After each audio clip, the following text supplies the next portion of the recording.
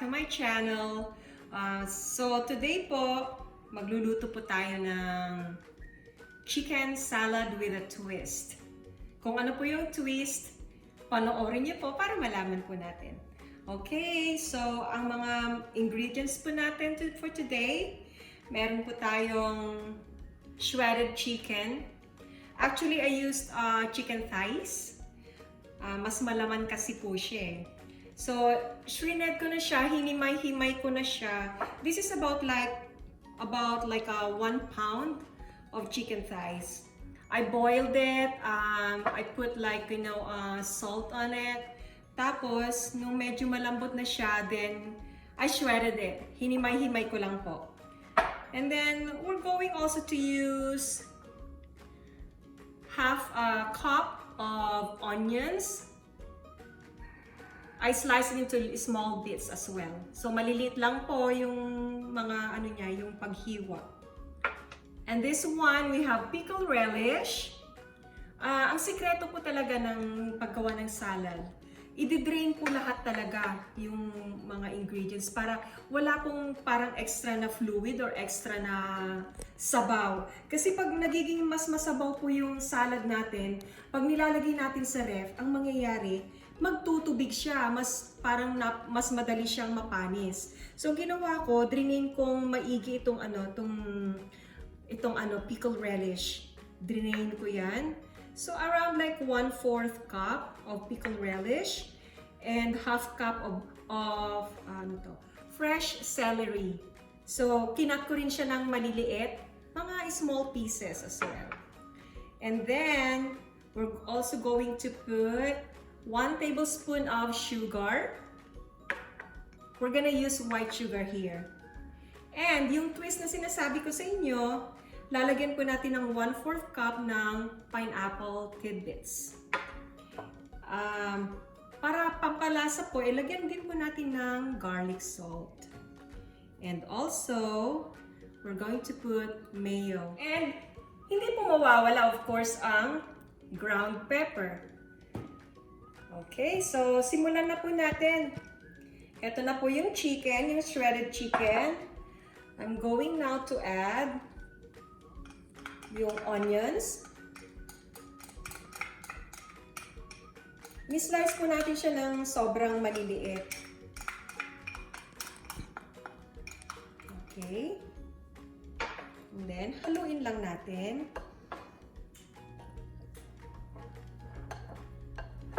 Para mahalo yung mabuti yung salad natin.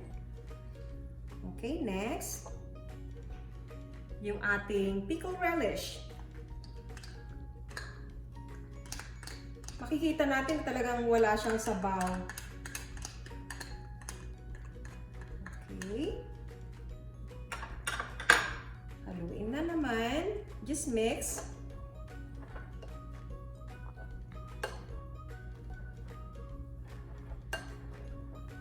And next, yung ating pong celery.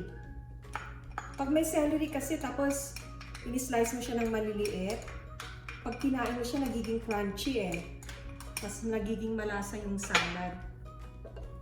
Okay.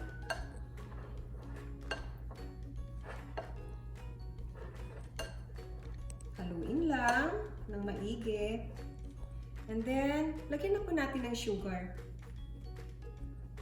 Mga Filipino kasi mahilig po sa medyo matamis Ayaw po natin ng masyadong maasim.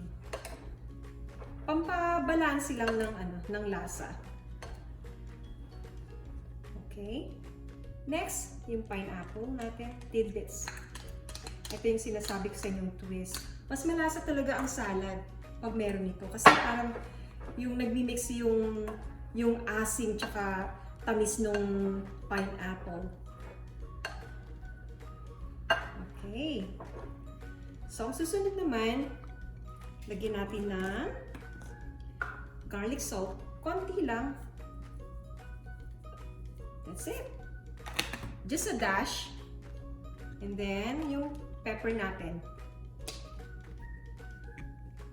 Just a dash of pepper. Tapos ang susunod, lagyan po na po natin ng mayo. lagyan natin ng half cup.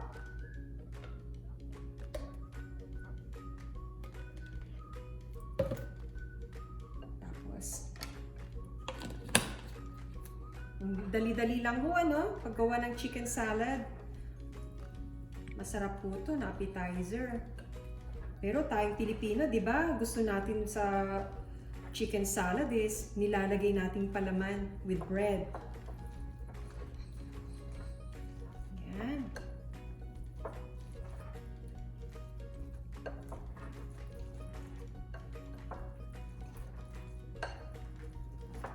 Mukhang masarap na. Haluin lang hanggang makuha natin yung gusto nating consistency.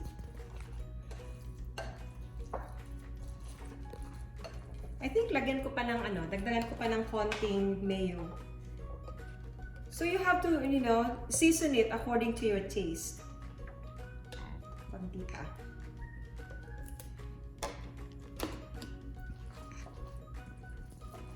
Para ma-achieve natin yung tamang consistency ng salad. Lalo na pag yung ilalagay po natin sa palaman, sa bread. Sarap nito.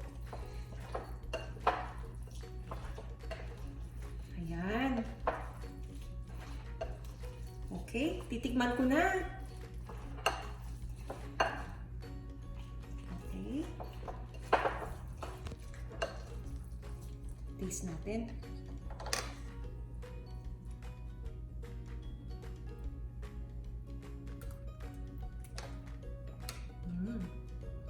Sarap.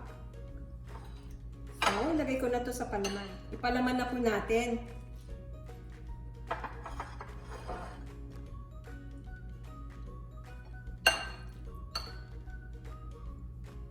Naku, gustong-gusto ng mga bata to.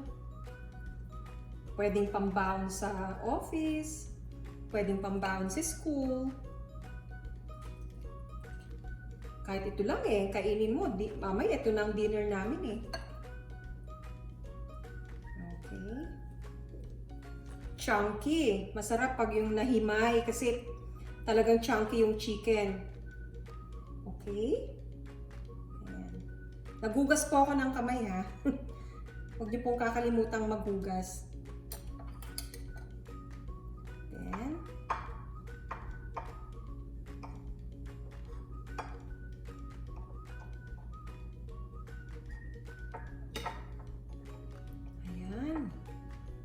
masarap. Ayan, may dinner na tayo. Okay. At ito na po yung chicken salad natin. Kainan na. Thanks for watching. And don't forget to subscribe to my channel. And please hit the like and bell button for notification. Bye! See you next time!